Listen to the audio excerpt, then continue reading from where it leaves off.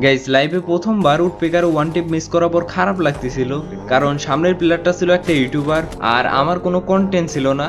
যাই হোক, একটু নিচের দিকে আসার পর একটা প্লেয়ারকে ডাউন করে ভাবি আর উডপেকারই চালাবো না, এই কারণে এসি এরটি উঠিয়ে নেই। ঠিক তখনই শুনতে পারি উপর সাইডে নাকি আরেকটা স্ট্রিমার আমার টিমমেটকে ডাউন করে দিয়েছে। মানে আশা করি বুঝেই গেছেন কন্টেন্ট এখনো শেষ হয় নাই, কন্টেন্ট আছে।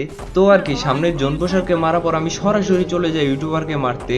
সামনেই ছিল ইউটিউবারটা, আমি এসি একটির হেডশট দিয়ে তাকে ডাউন করে দেই। ওনার সাইড থেকেও দেখেন, এরপর উনি রিভাইভ পেয়ে আবারও এখানেই নামে, আমি আবারও তাকে ডাউন করে দেই। ভিডিও হয়ে যায়। তার সাইড থেকেও দেখেন। যাই হোক, এরপর আর ওনার সাথে দেখা হয় নাই, শুধুমাত্র ওনার টিমমেটদের সাথে দেখা হয়েছিল।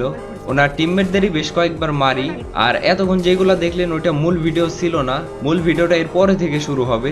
ওইখানে আমি ডাউন হয়ে যাই, ওইটা নাই দেখালাম।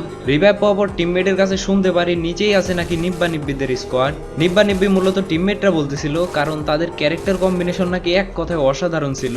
যাই হোক, আমি আমার টিমমেটকে বলতেছিলাম তুমি ফাইট নাও, আমি পেছন থেকে ফুল কাভার দেবো। ট্রিটমেন্ট করো না, পিছনে ট্রিটমেন্ট করতে সমস্যা কি? কাভারটা দিয়েই দিলাম। আর তাদের কাছে ক্যারেক্টার হিসেবে কি কিনা ছিল, যেমন বীর শ্রেষ্ঠ আইরিশ খাতুন, বীর বিক্রম সুতা খাতুন, এছাড়াও নাম না জানা আরো অনেক ক্যারেক্টার, যেগুলাকে এই ম্যাচ পর আমি আজীবন মনে রাখবো। এত সব বীর শ্রেষ্ঠদের মাঝে আমি আমার সর্বোচ্চ চেষ্টা করি ফাইটটা বের করার। যাই ফাইট করতে করতে এক পর্যায়ে এসে আমার গানের এমন হয়ে যায় মাত্র 3টা। এরপর